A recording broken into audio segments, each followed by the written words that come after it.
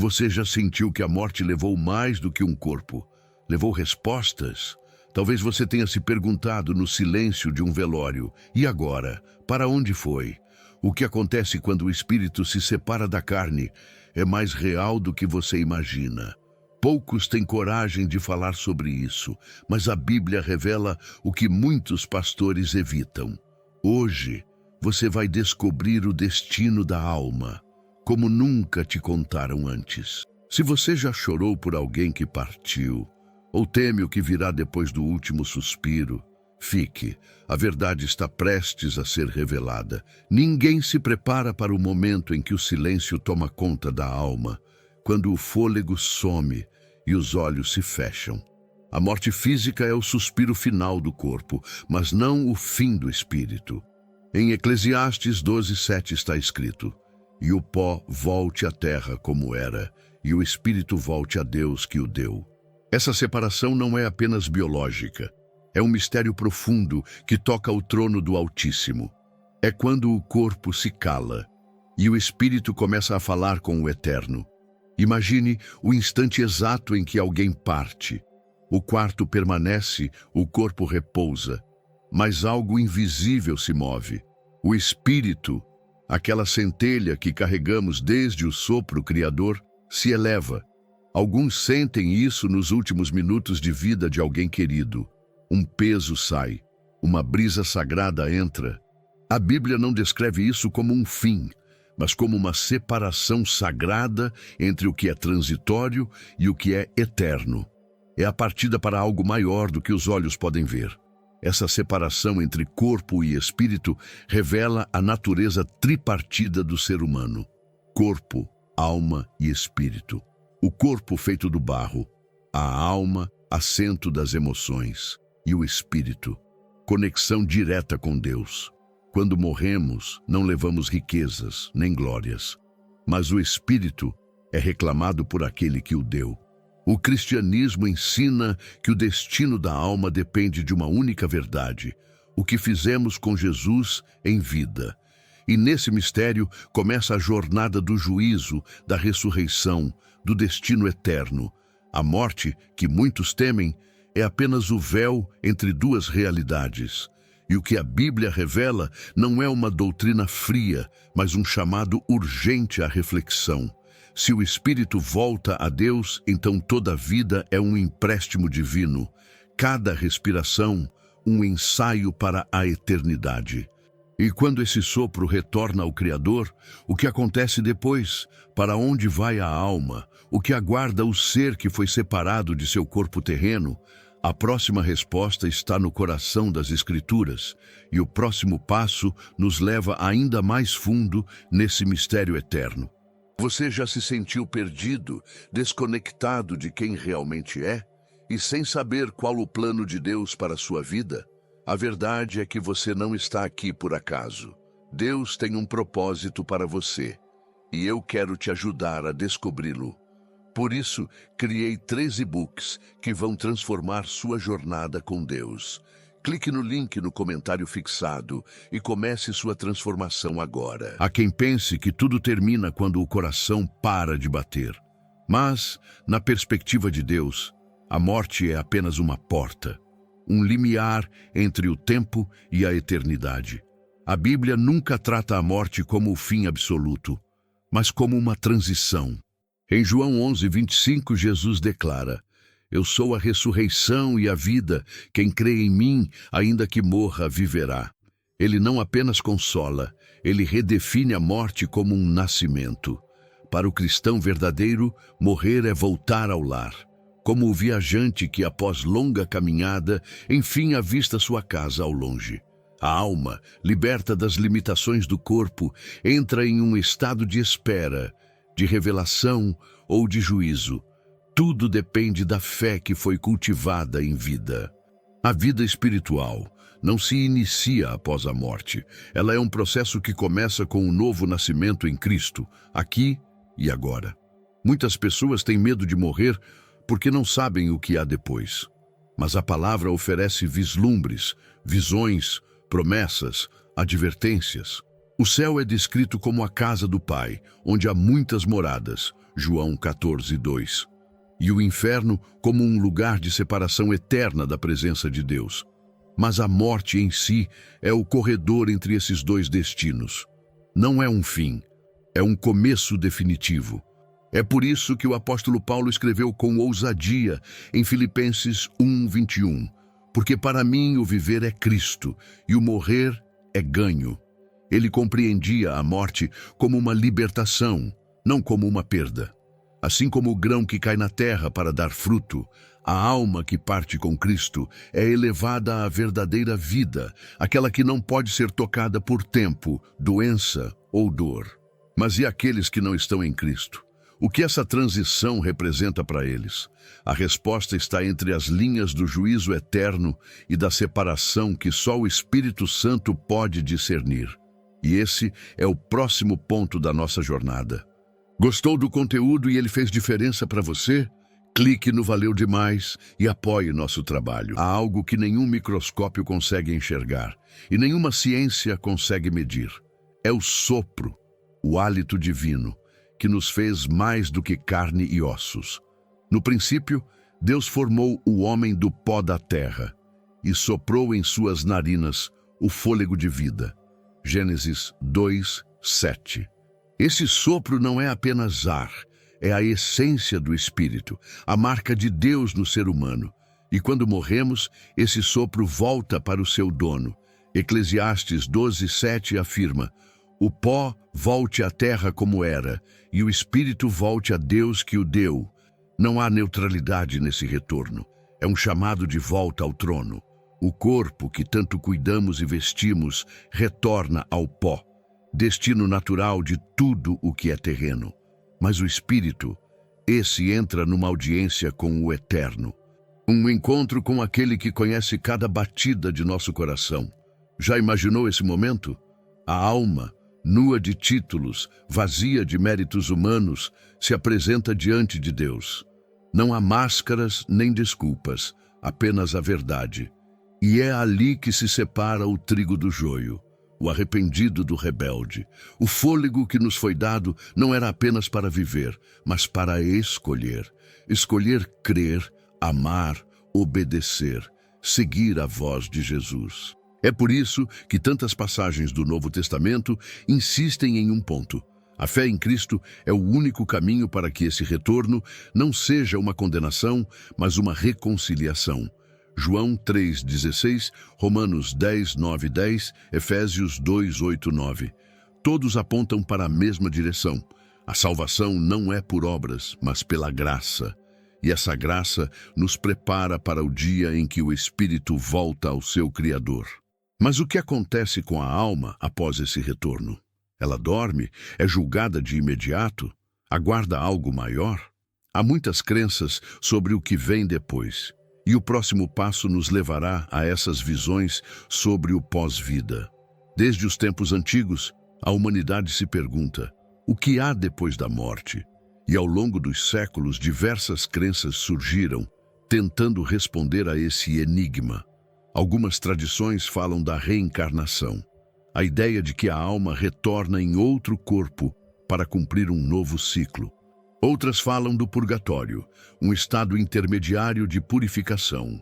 Já outras creem que a alma simplesmente dorme até a volta de Cristo. Mas, o que diz a Bíblia? As Escrituras nos oferecem uma resposta distinta e profunda. Hebreus 9:27 declara: ao homem está ordenado morrer uma vez, vindo depois disso o juízo. Essa passagem fecha a porta para a ideia de múltiplas vidas. Ela nos mostra que o destino da alma é decidido em uma única existência. Não há retorno para consertar o que foi feito. Há apenas um caminho, uma cruz e uma escolha. A doutrina bíblica rejeita a reencarnação, pois ela contradiz a obra redentora de Cristo. O purgatório, embora aceito por algumas tradições cristãs, não possui base direta no texto bíblico. A Bíblia fala de purificação, sim, mas sempre através do sangue de Jesus, não de um lugar intermediário. Efésios 1:7 diz que em Cristo temos a redenção pelo seu sangue, a remissão dos pecados. Não há outro meio de ser limpo. O descanso até a volta de Cristo, por outro lado, encontra respaldo em textos como 1 Tessalonicenses 4, onde os que dormem no Senhor ressuscitarão primeiro. É por isso que o Evangelho é urgente. Não se trata de especulações ou tradições humanas. Trata-se de um destino eterno. A alma, ao se separar do corpo, entra num estado espiritual que será revelado em sua plenitude no dia do juízo. Até lá, ela aguarda, em paz ou em tormento, conforme ilustrado na parábola do rico e Lázaro. E é justamente essa parábola, contada pelo próprio Jesus, que nos mostra com clareza o que há além da morte para os que creem e para os que não creem. E é aí que entra o próximo ponto da nossa jornada. Há um dia marcado na eternidade, um dia que nenhum calendário terrestre registra, mas que o céu inteiro aguarda. Esse dia é o do juízo final. A Bíblia fala dele com clareza e reverência. Será o momento em que todos os mortos, grandes e pequenos, ressuscitarão para se apresentarem diante do trono branco de Deus. Apocalipse 20 descreve essa cena com intensidade. E os mortos foram julgados pelas coisas que estavam escritas nos livros, segundo as suas obras. Mas esse julgamento não é como os tribunais humanos. Aqui não há advogados, nem recursos. O único argumento aceitável é: meu nome está escrito no livro da vida. E esse livro só registra aqueles que, em vida, confessaram a Jesus como Senhor. Romanos 10, 9 e 10 nos ensina que a fé verdadeira é a chave da salvação. E aqueles que viveram pela graça, arrependidos, redimidos pelo sangue do Cordeiro, ouvirão as palavras mais desejadas do universo. Vinde, benditos de meu Pai. Para os que rejeitaram essa graça, o cenário é outro. Eles enfrentarão a segunda morte, a separação eterna da presença de Deus, não por falta de oportunidade, mas por endurecimento de coração. O inferno, descrito como lago de fogo, não é apenas um símbolo de dor, mas de ausência total da luz divina. É o resultado final de uma vida vivida longe da cruz, ignorando o chamado de salvação. E aqui entra a beleza e a gravidade da ressurreição. Ela é a prova de que a morte física não tem a palavra final. Jesus, ao ressuscitar, nos mostrou que há vida após o sepulcro, mas também que haverá um julgamento após essa vida. A justiça de Deus será perfeita, sem erros, sem omissões, sem injustiças. Cada lágrima, cada ato oculto, cada decisão será revelado. E nesse cenário eterno, quem estará ao lado de Deus e quem estará separado dele? Para compreender essa separação de forma ainda mais vívida, Jesus nos contou uma história que ultrapassa os séculos, a parábola do rico e Lázaro, e é por ela que continuamos. Jesus, com palavras simples e imagens profundas, revelou o que muitos tentam esconder. O destino eterno não é uma metáfora. Na parábola do rico e Lázaro, Lucas 16, 19 e 31, ele não apenas ensina, ele escancara a realidade invisível. De um lado, um homem rico, vestido de púrpura, banqueteando-se diariamente. Do outro, Lázaro, coberto de chagas, mendigando migalhas e consolo. E quando a morte chega, a verdadeira separação acontece. A alma do rico desce ao Hades, em tormento. Lázaro é levado pelos anjos ao seio de Abraão, imagem de descanso e comunhão com Deus. A cena é dolorosa. O rico implora por uma gota d'água, mas há um abismo intransponível entre os dois. Aqui, Jesus não fala de castigo arbitrário, mas de consequências. O rico teve tudo, mas viveu como se Deus não existisse. Lázaro teve nada, mas manteve sua fé. Um tinha luxo, o outro, salvação. Essa parábola nos força a refletir. O que valorizamos enquanto ainda há tempo? O Evangelho não condena a riqueza, mas a arrogância espiritual. Não se trata de posses, mas de postura. A Bíblia mostra que a eternidade é decidida com base na fé em Cristo, na prática do amor, na rendição diária. E essa escolha não pode ser feita depois da morte. O abismo é fixo. E mesmo do outro lado, o rico clama para que seus irmãos sejam avisados. Mas a resposta é clara. Já tem Moisés, os profetas, e agora temos a cruz. Hoje temos o Espírito Santo, a palavra, e um chamado urgente ecoando no coração. A eternidade está sendo construída em cada decisão, em cada rejeição ou aceitação do Evangelho. Mas afinal, como ficam os que já partiram? Estão conscientes, dormem, sofrem, sentem paz? A próxima revelação mergulha justamente no estado dos mortos. Um tema que traz consolo para alguns e temor para outros. O que resta quando o silêncio da morte se instala? Para muitos, a dúvida é cruel. Será que meus entes queridos me veem, me escutam, sentem minha dor? A Bíblia, porém, nos oferece uma resposta firme, embora desconcertante. Em Eclesiastes 9, 5, 6 está escrito: os vivos sabem que hão de morrer, mas os mortos não sabem coisa nenhuma. Já não tem parte alguma neste século em coisa alguma do que se faz debaixo do sol. Essa verdade nos chama a olhar para cima e não para trás. Os mortos, segundo a palavra, entram em um estado de separação total do mundo físico. Não ouvem, não sentem, não interagem. A alma aguarda, consciente ou adormecida, dependendo da interpretação, o dia do juízo final. Mas o ponto essencial é este: não voltam, não assombram, não guiam os vivos. Deus é quem guia. Qualquer comunicação com os mortos é rejeitada nas Escrituras, pois abre portas perigosas ao engano espiritual. Ainda assim, há consolo. A separação não é abandono. Aqueles que morreram em Cristo estão guardados, aguardando a trombeta final. Paulo escreve em 1 Tessalonicenses 4,14 que Deus tornará a trazer com Jesus os que dormem nele. Isso significa que a morte não é o fim, apenas um intervalo sagrado. Os que dormem no Senhor estão em descanso, sob o cuidado do Espírito Santo. É por isso que a fé é tão necessária enquanto estamos vivos. Não podemos contar com acertos póstumos, nem esperar que as orações dos vivos alterem destinos já selados. A salvação é para hoje, não para depois. Cada respiração é uma chance de se alinhar com o céu. Cada lágrima pode ser uma semente de eternidade. A vida espiritual se decide neste lado da eternidade. E se a morte é o fim da influência terrena, há uma promessa que brilha no horizonte. Um lugar onde o sofrimento se dissolve, onde a dor já não tem voz. A Bíblia chama esse lugar de Nova Jerusalém. E é para lá que nossa jornada nos conduz agora.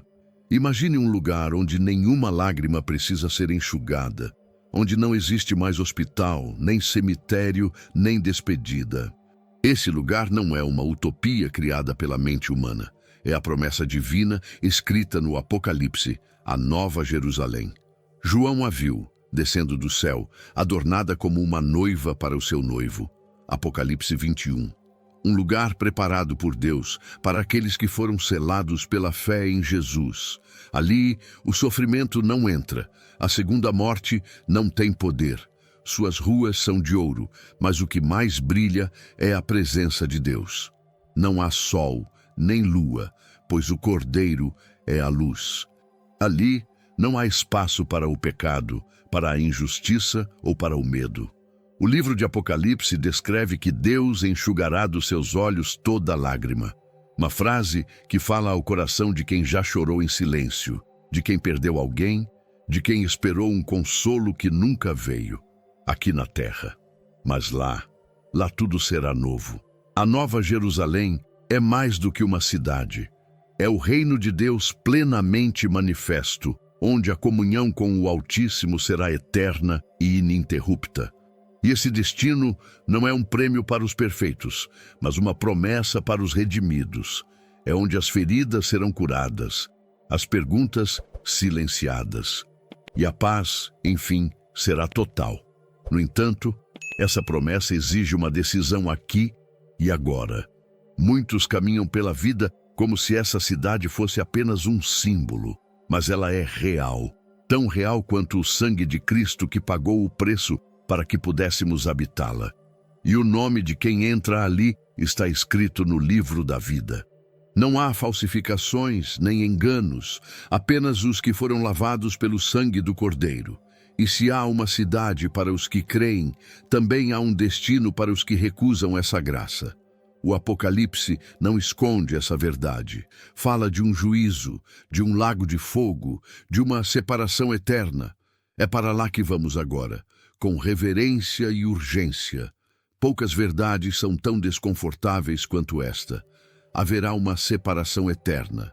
No dia do juízo, o Cordeiro não virá como Salvador apenas, mas como juiz. Apocalipse 20 descreve esse momento com palavras que cortam a alma.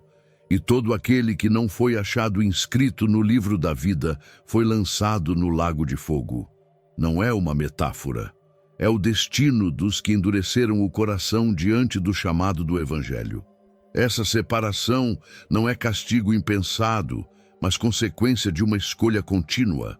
Deus é amor, mas também é justiça. Ele oferece salvação em Cristo a todos, mas não força ninguém a aceitá-la.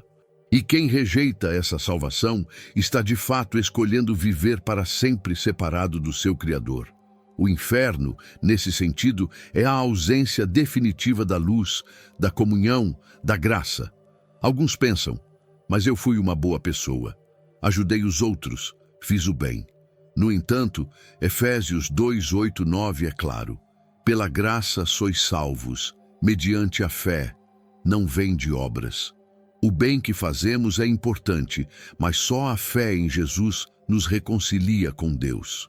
A salvação não é conquistada, é recebida. E rejeitá-la é rejeitar a única ponte que liga a alma à eternidade com o Pai. O lago de fogo, descrito como a segunda morte, não é exagero teológico. É o destino final daqueles que, mesmo tendo ouvido o chamado, decidiram seguir seus próprios caminhos. É o fim de uma jornada sem arrependimento. Uma vida sem Cristo termina numa eternidade sem Deus. Por isso, o Evangelho é urgente.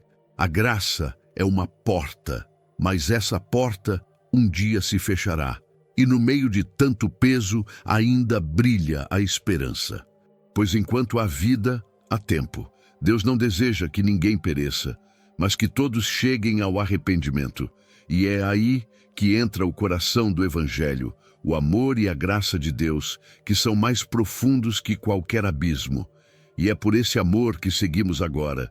Em meio às sombras do juízo e da morte, uma luz permanece acesa. A graça de Deus. Uma graça que não pode ser comprada, nem merecida, apenas recebida. João 3,16 ecoa como uma canção eterna. Porque Deus amou o mundo de tal maneira. Esse amor não é genérico, é pessoal. É para o quebrado, o cansado, o perdido. Deus não quer ver ninguém perecer. Sua vontade é que todos se arrependam, que todos se voltem a Ele, que todos encontrem vida, vida eterna. O amor de Deus não ignora o pecado. Ele o confronta, mas também oferece uma saída: Jesus, o Cordeiro que tira o pecado do mundo, o mediador entre Deus e os homens. A cruz, que aos olhos do mundo é loucura, é na verdade a expressão mais alta de misericórdia e justiça. Efésios 2:8 nos lembra que somos salvos pela graça, mediante a fé, não por nossas obras, para que ninguém se glorie. Esse amor é como um pai que corre ao encontro do filho pródigo. Não importa o quão longe você tenha ido, o retorno sempre é possível. Enquanto há vida, o amor de Deus perdoa, restaura, transforma. Ele não te condena por onde caiu, mas te levanta por onde decidiu voltar. E quando a alma se rende, o Espírito Santo entra, sela e consola. A graça não é uma ideia, é uma pessoa, é Cristo. Ainda assim, muitos resistem a esse amor, por orgulho, por medo, por feridas antigas, mas a porta da graça continua aberta. O Espírito continua chamando, como um sussurro no coração. Talvez você mesmo, lendo isso, esteja sentindo esse chamado agora. Esse não é apenas um texto, é uma chance, um convite, uma revelação, um abraço celestial esperando sua resposta. E para aqueles que já creram, há uma promessa ainda mais grandiosa, a ressurreição com Cristo, uma vitória sobre a morte que transforma nosso fim em recomeço. É isso que nos espera. É para lá que o próximo passo nos leva. O túmulo vazio é o maior argumento do céu. Quando Jesus ressuscitou, não foi apenas uma vitória dele sobre a morte. Foi a abertura de um caminho para todos que nele creem. 1 Coríntios 15:20 declara: Cristo ressuscitou dentre os mortos, sendo as primícias dos que dormem. Ele foi o primeiro, e muitos outros virão.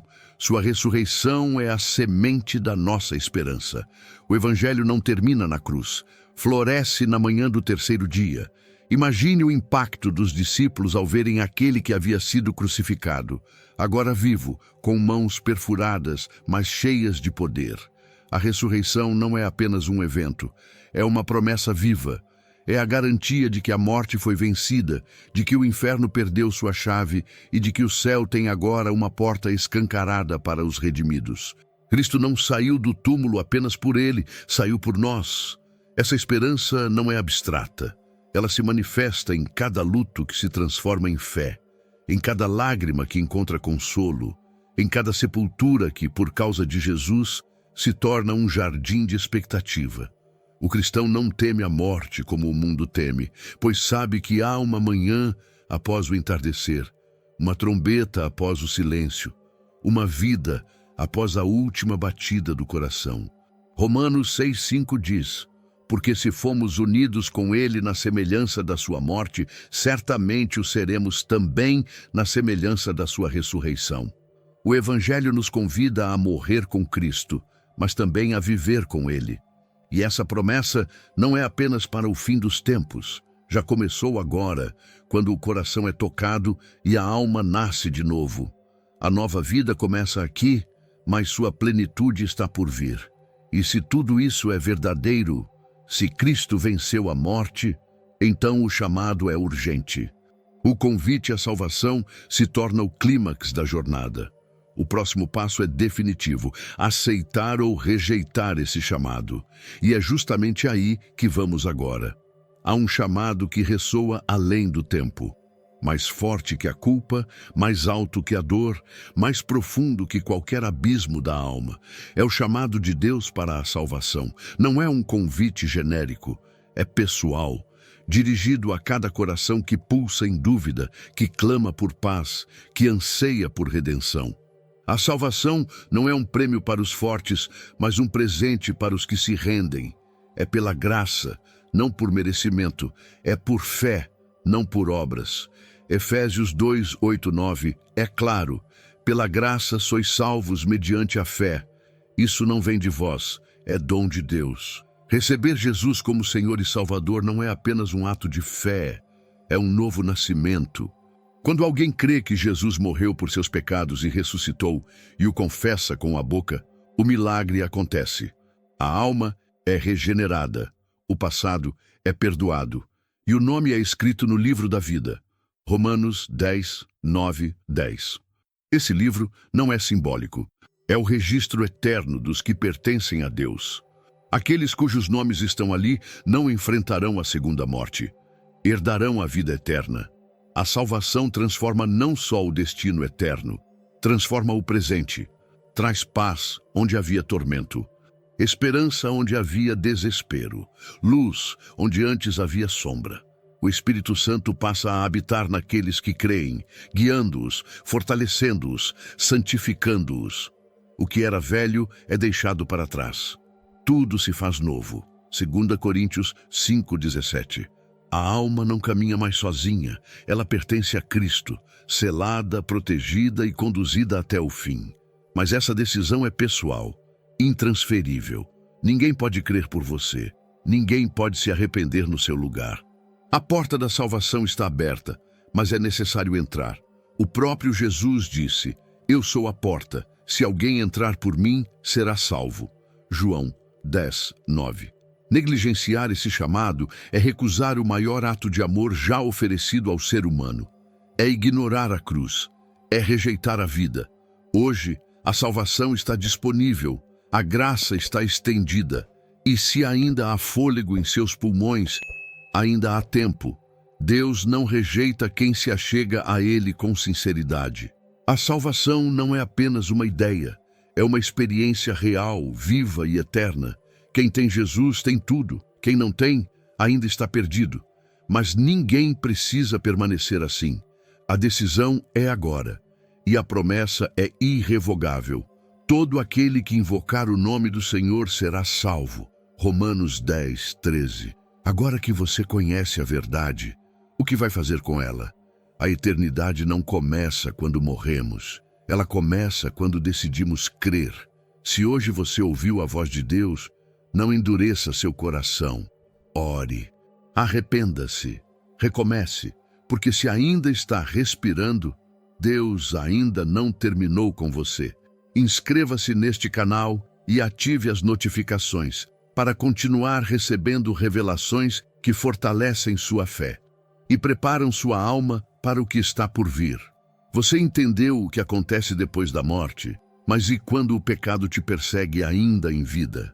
No próximo vídeo, descubra por que orar não basta e o que Deus realmente espera que você faça diante do pecado sexual.